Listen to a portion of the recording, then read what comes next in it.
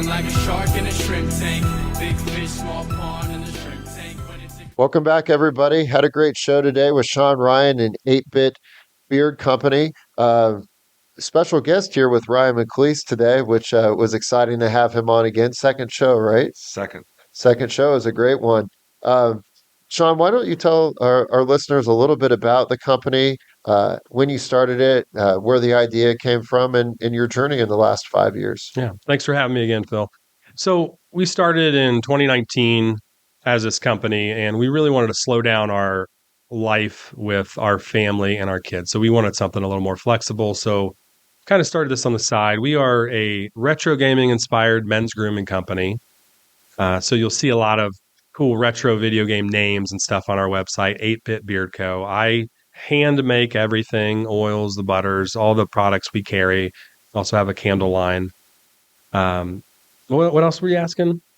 Just sort of really your journey in the last 5 years. What inspired you guys to really get into this? So our youngest son went through a lot of medical complications, and we were in a very almost dark place. And something that brought us and our other kids out of it was, video games. It's a distraction almost to kind of what you're facing, and it kind of can lift you up, bring people together. You're playing all together, spending time together. And it's something me and my wife focused on a lot, was just spending time. No matter what we do, we don't need to go to far off places or, buy these huge presents. It's literally just doing things together.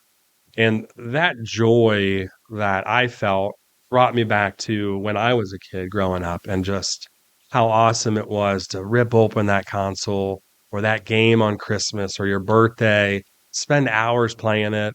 And I felt like I wanted to share that joy with the world, really, or with our customer base. And I wanted the kids involved too, and they wanted to be involved, super involved in the company, which was really cool. They helped a lot with our first year scent designs, food scents, because they're kids, right? You're making I made a limited edition banana sundae, like a banana split sundae scent.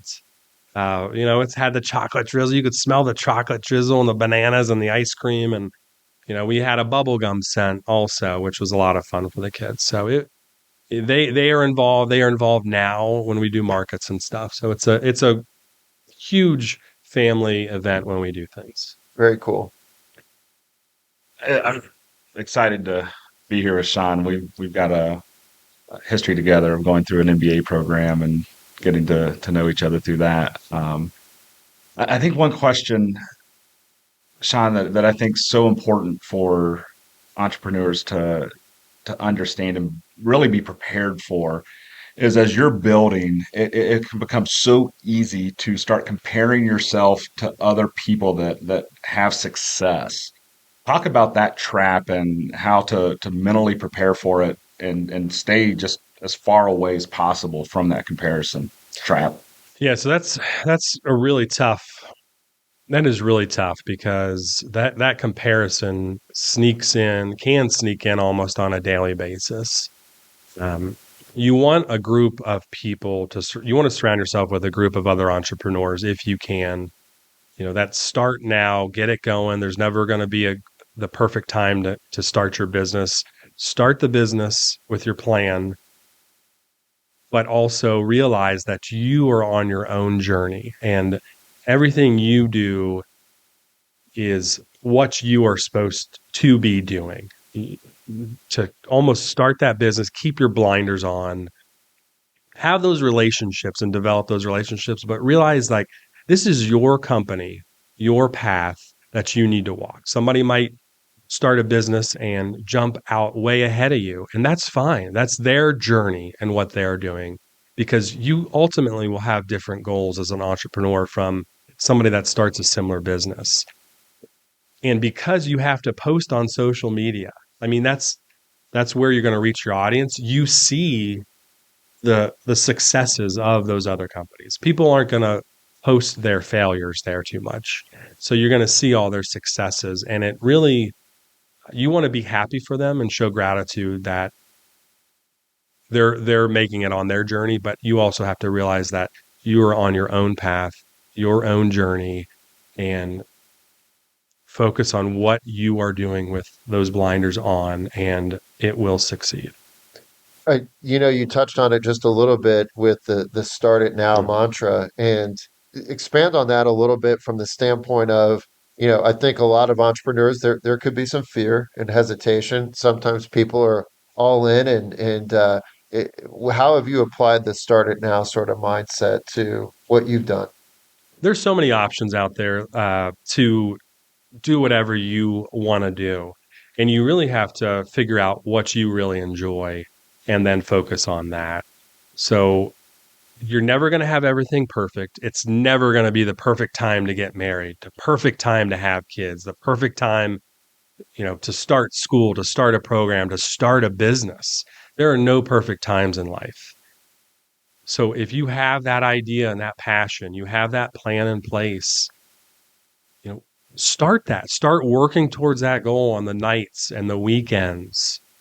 Balance it with your family if you can. Make sure your wife's on board. You need a spouse that is supporting of your decisions. Otherwise, it will fail and cause more strain on the family. So if you don't have that support within the family, I would say don't start it until you do, but stop waiting.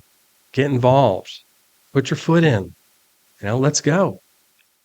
Great advice, and really appreciate you coming on Yeah. today. And as we wrap up, why don't you let our listeners know how they can get in touch or find your company?